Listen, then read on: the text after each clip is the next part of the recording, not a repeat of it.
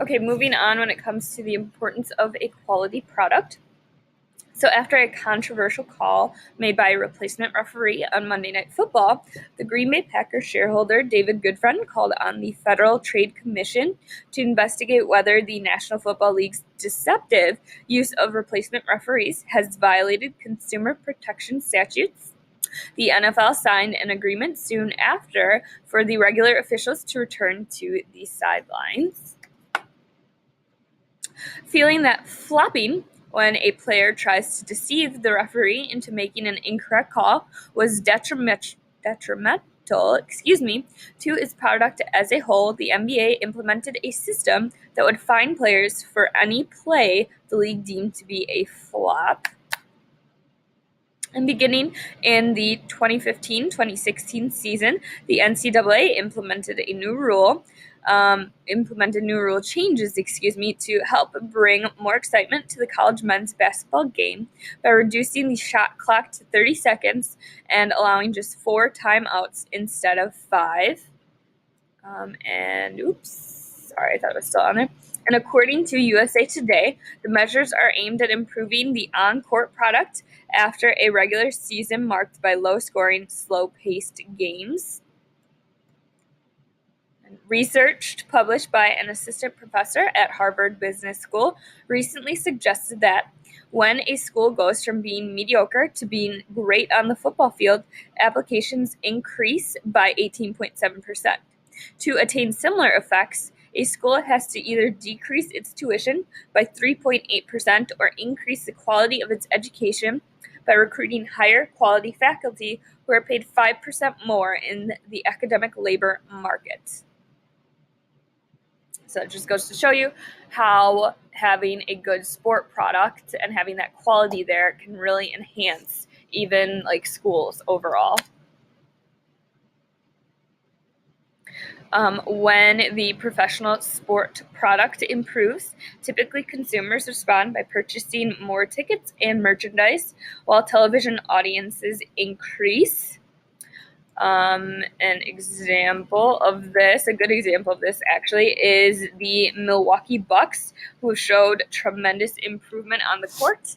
And due to that, their TV ratings were up by over 300% by the All-Star break. Which I gotta say, I am kind of now a Bucks fan, so yes, I am one of those bandwagon fans.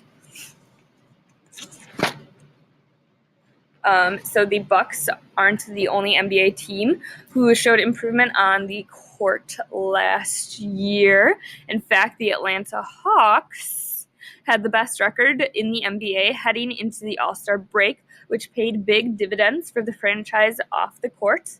The numbers, which is via Sports Business Journal and NBA.com, are staggering. So those numbers are A, the Hawks enjoyed a double-digit percentage increase in total revenue compared to previous season. B, the team saw a record 500% jump in year-over-year season ticket sales. C, traffic to Hawks.com saw a 97% increase from the 2013-2014 season. D, group ticket sales revenue was up 63% compared over the previous season. E, average attendance was up 22% compared from the previous season. F, viewership on Sports South, the regional television home of the Hawks, grew by 120% compared to the 2013-2014 campaign. Now we are going on to the next section of Lesson 2.5 a little bit, which is technology's impact on sports and entertainment marketing.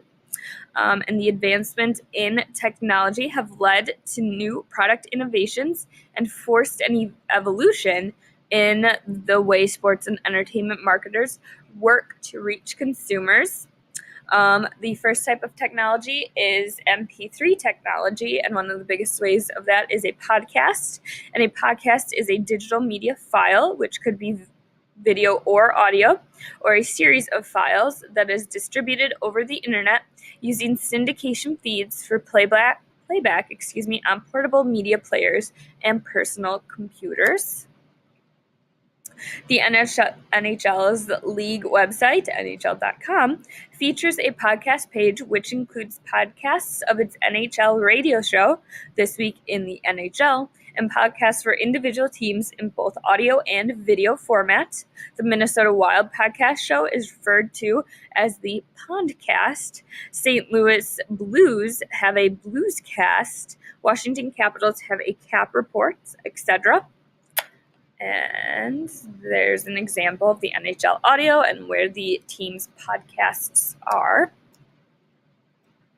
And podcast technology has opened the door for comedian Adam Carolla to reinvent and revive his career after his network show was canceled. Since launching his self-produced podcast show, The Carolla Podcast has frequently been the most popular podcast on iTunes, which edged out President Obama's weekly address and drew over 3 million downloads in a given week. The next type of technology then is streaming audio and video capabilities. So there's some examples like Pandora, Sirius, Hulu, ESPN Radio. All of those are different streaming.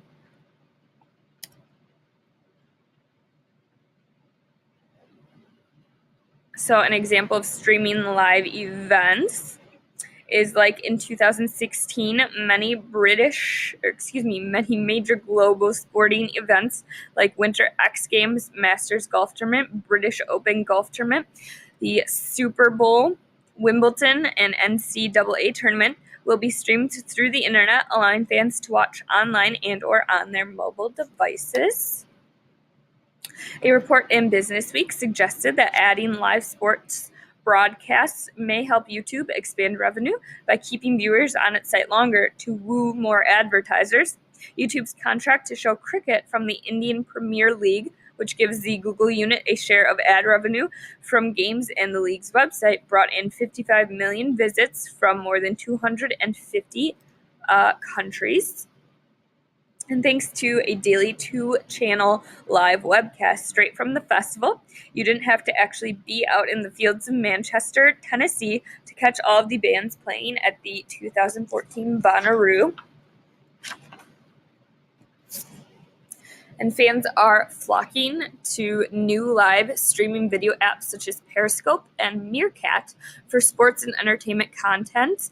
And in 2015, Seattle Reign FC, a professional women's soccer team, broadcast a live preseason game on the team's Twitter feed using the Periscope app. Other sports and entertainment properties have also slowly started to embrace the idea of broadcasting live content to fans. So in 2015, Volvo Ocean Race fans around the world were given a front row seat to all the action for the 2015 race via a live stream from the field of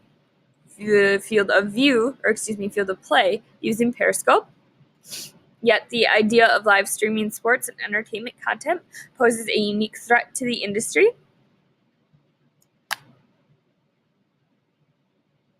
All right, so some other emerging interactive technologies. An example of this is Shazam, which is a mobile phone app that helps users identify music. They partnered with American Idol in allowing viewers to identify what songs contestants were performing. Click links to buy the songs, get Twitter feeds from insiders, follow the official social media channels, and see video and photos from AmericanIdol.com. Shazam's audio tagging technology was also featured during broadcasts on the Super Bowl, Grammy Awards, and Olympic Games. And according to Adweek, Shazam and SoundHound partnered with Cinema Ad Networks, National Cinemedia, and Screen Vision, allowing movie advertisers to tie audio recognition features into pre-show promotions on consumer mobile devices. And according to Shazam, its Super Bowl audio tagging led to record engagement with football fans tagging content millions of times during the game, the halftime show, as well as the halftime show.